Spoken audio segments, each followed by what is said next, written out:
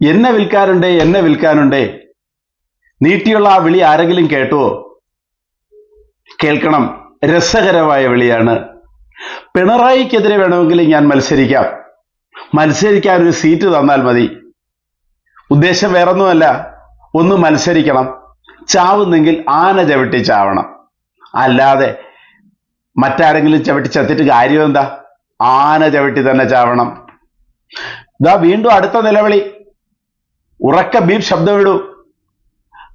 മറ്റൊന്നുമല്ല, പാണക്കാട് നിന്ന് പറഞ്ഞാൽ ഞാൻ എവിടെയും മത്സരിക്കും. ഇതാ അടുത്ത നിലവിളി കേൾക്കുന്നു. സുരേന്ദ്രൻ എവിടെ നിന്നാലും മത്സരിക്കും. ഏത് സുരേന്ദ്രൻ? BJPയുടെ മുൻ പ്രസിഡന്റ് സുരേന്ദ്രൻ. മറ്റൊരു തിരുമൊഴി കൂടിയുണ്ട്.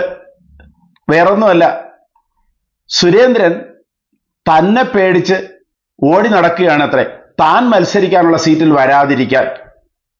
നല്ല തമാശ. എടോ, അതിന് തനിക്ക് എവിടാടോ സീറ്റ്? വയനാട് നടന്ന ആ ലക്ഷ്യ ക്യാമ്പിൽ കോൺഗ്രസ്സുകാര് സീറ്റ് വിഭജിച്ചു കഴിഞ്ഞു. ഇയാളുടെ പേരില്ല. പിന്നെ എന്തിനാ താങ്കളുടെ നിലവിളിക്കുന്നത്? പറഞ്ഞു വരുന്നത് മറ്റാരെക്കുറിച്ചുമല്ല, നമ്മുടെ കഥാപാത്രത്തെക്കുറിച്ച് തന്നെയാണ്, സന്ദീപ് വാര്യരെ കുറിച്ച്. ഒരിടവും നിൽക്കാൻ സീറ്റില്ല എന്ന് വന്നപ്പോൾ പാർട്ടി പറഞ്ഞാൽ ഞാൻ പാലക്കാട് വേണമെങ്കിലും മത്സരിക്കാം. ഹോ, എന്തൊരു ഔദാര്യം! അറിയണം, കോൺഗ്രസ് തിരിച്ചറിഞ്ഞു. അറിയണം, കോൺഗ്രസ് തിരിച്ചറിഞ്ഞു രണ്ട് കാര്യങ്ങൾ. ഒന്ന്, കൊടുത്തവൻ മറന്നാലും കൊണ്ടവൻ മറക്കില്ല. ഇന്നലെ വൃത്തിയാ കിട്ടിയതാണ്.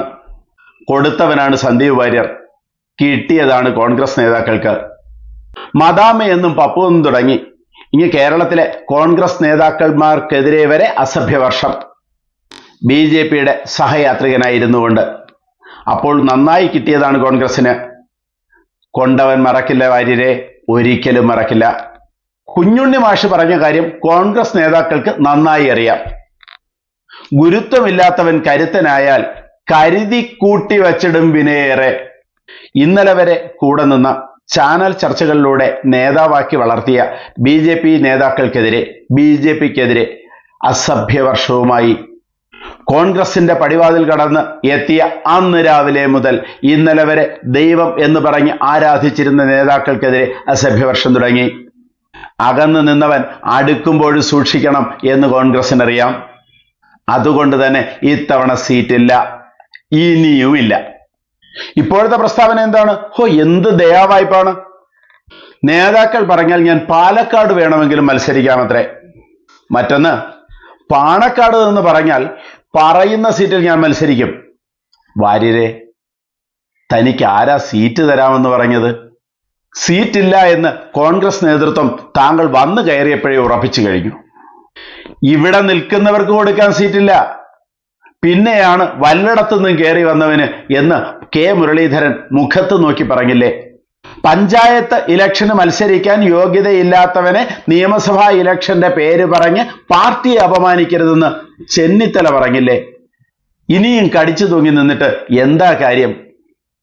പെട്ടിയെടുക്കാനും വിഴുപ്പലക്കാനും മാത്രമാണ് താങ്കളുടെ വിധി. താങ്കളുടെ എന്ന് മാത്രമല്ല, ഇതുപോലെ മറുകണ്ഠം ചാടി ഒരു സീറ്റിന് വേണ്ടി മറുകണ്ഠം ചാടുന്ന എല്ലാവരുടെയും വിധി ഇതാണ്.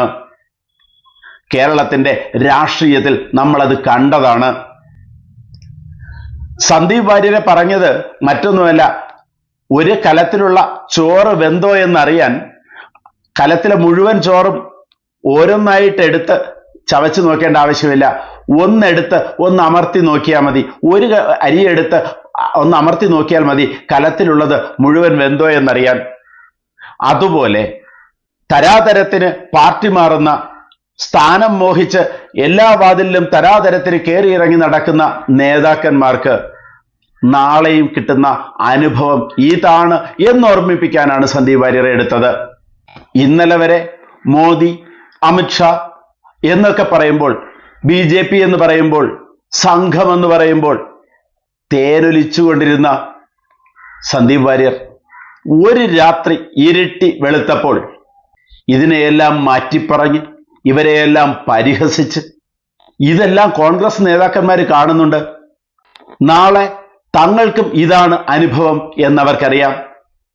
ഇന്നലെ വരെ പറഞ്ഞത് ഒന്നിരുട്ടി വെളുത്തപ്പോൾ മാറ്റി പറഞ്ഞവർ നാളെയും മാറ്റി പറയാതിരിക്കില്ല. അതവർക്ക് നന്നായി അറിയാം. അതുകൊണ്ടാണ് ഒരു ചെലവുമില്ലാത്ത ഒരു സ്ഥാനം അങ്ങ് തന്നത്. വേറൊന്നുമല്ല, KPCC സെക്രട്ടറി. ഒരാൾക്കൂട്ടത്തിൽ ഒരുവൻ, 56 പേരിൽ ഒരുവൻ, അത്രേ ഉള്ളൂ. മണ്ടന്മാരൊന്നുമല്ല കോൺഗ്രസ് നേതൃത്വം. സന്ദീപ് വാര്യർ എവിടെ മത്സരിച്ചാലും അവിടെ BJP സന്ദീപ് വാര്യരെ തോൽപ്പിക്കുമെന്ന് കൃത്യമായി അറിയാം കോൺഗ്രസ് നേതൃത്വത്തിന്. ഇടതുപക്ഷം ജയിച്ചാലും ഒരു കാരണവശാലും സന്ദീപ് വാര്യരെ വിജയിപ്പിക്കില്ല BJP ക്രോസ് വോട്ട് ചെയ്ത് CPM-നെ വിജയിപ്പിച്ചാലും സന്ദീപ് വാര്യർക്ക് BJP പണി കൊടുത്തിരിക്കും എന്ന് കോൺഗ്രസ് നേതൃത്വത്തിന് അറിയാം. നേതാക്കന്മാരുടെ പ്രസ്താവനയിലൂടെ സന്ദീപ് വാര്യർ കോൺഗ്രസിന് ഒരു ബാധ്യതയാണ് എന്ന് തിരിച്ചറിഞ്ഞു കഴിഞ്ഞു കോൺഗ്രസ് അണികളും പൊതുജനവും. അതുകൊണ്ട് തന്നെ ഇലക്ഷൻ അടുക്കുമ്പോൾ പെട്ടിയും തൂങ്ങി സ്വന്തം വീട്ടിൽ നിന്നിറങ്ങി മറ്റ് വീടുകളിലേക്ക് ചേക്കേറുന്നവന് ഇതൊരു പാഠമായിരിക്കണം, ഇതൊരു ചൂണ്ടുപലകയായിരിക്കണം. മറ്റ് പുതിയ വാർത്തകളുമായി ഉടൻ ഈ ചാനൽ ദയവായി സബ്സ്ക്രൈബ് ചെയ്യുക. നിങ്ങളുടെ പിന്തുണയാണ് ഈ ചാനലിന്റെ കരുത്ത്.